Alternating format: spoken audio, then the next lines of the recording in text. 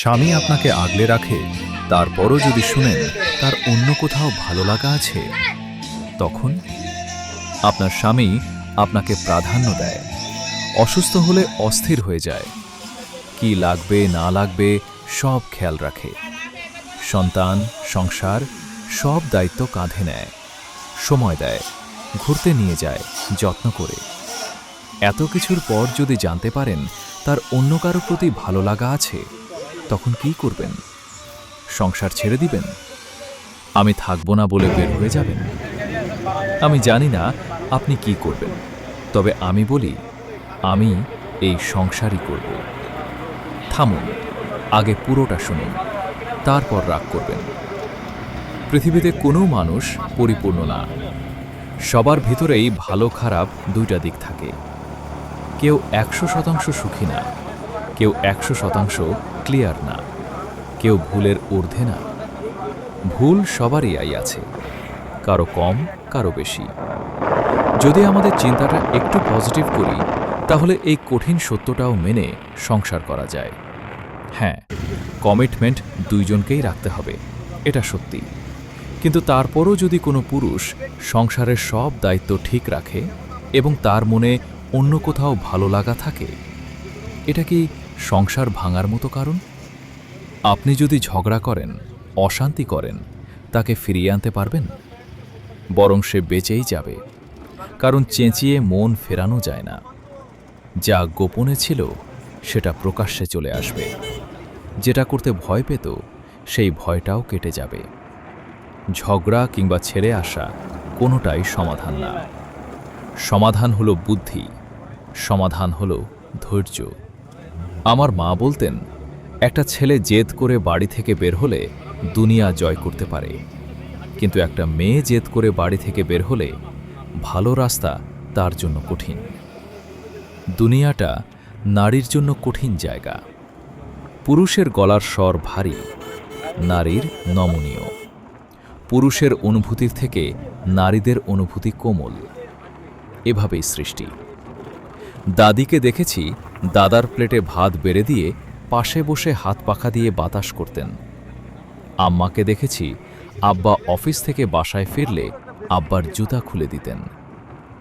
এখানে ছোট হওয়ার কিছু নেই, লজ্জারও কিছু নেই। এটাই ভালোবাসা।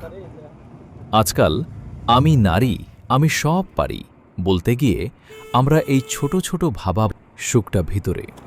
আমরা সুখকে বাইরে খুঁজি আর না পেয়ে কপাল চাপড়াই। তাহলে উপায় কি? ওই যে বললাম, ধৈর্য আর বুদ্ধি। স্বামীর সাথে খিটখিট কমান, প্রশংসা করুন। পুরুষ মানুষ প্রশংসা পেলে নরম হয়, আমরা এটা ভুলে গেছি। তার কথার দাম দিন, মনোযোগ দিয়ে কথা শুনুন। কাজের অজুহাত দিয়ে সরে যাবেন না। বাসায় ফিরেই তোমার মা, তোমার বোন, ছেলের রেজাল্ট এসব বাদ দিন। আগে শান্তি দিন, তারপর কথা বলুন। কেউ বলবে আমি পুরুষের গুণগান করছি। না, আমি বাস্তবতা বলছি। আমরাই তো নারী, আমরাই পুরুষের জন্ম দিই। স্বামীকে বিশ্বাস করুন, বিশ্বাসের লেভেল বাড়িয়ে দিন। তাকে বলুন, তোমার প্রতি আমার বিশ্বাস আছে, আমি জানি তুমি অন্যায় করতে পারো না। দেখবেন এই একটা বাক্যে তার ভুল পথে পা বাড়াতে একবার হলেও ভাবাবে। এখানে বিশ্বাসটা আমাদের খুব দরকারি জিনিস। বিশ্বাস করতে হবে, বিশ্বাস রাখতে হবে। এটা ছাড়া অন্য কোনো বিকল্প নেই। বিশ্বাস ছাড়া দুনিয়া চলে না। বিশ্বাস করি সন্তান মানুষ হবে, বিশ্বাস করি সরকারি চাকরি হবে, বিশ্বাস করি একদিন সব বিপদ কেটে যাবে, বিশ্বাস করি নিশ্চয়ই একদিন বাড়ি হবে। এই বিশ্বাসই আমাদের বাঁচিয়ে রাখে। আমি বলছি না নারী পুরুষের উপরে নির্ভরশীল হতেই হবে। আমি বলছি দুনিয়া জয় করলেও পাশে একটা হাত লাগে।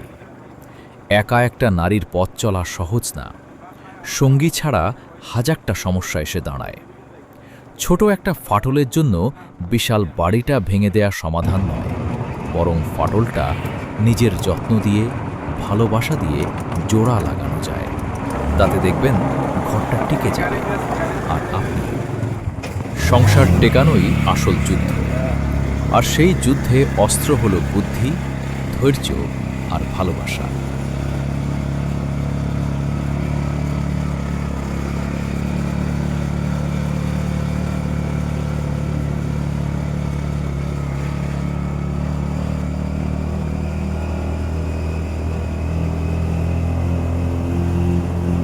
لا حول ولا قوة إلا بالله العلي العظيم.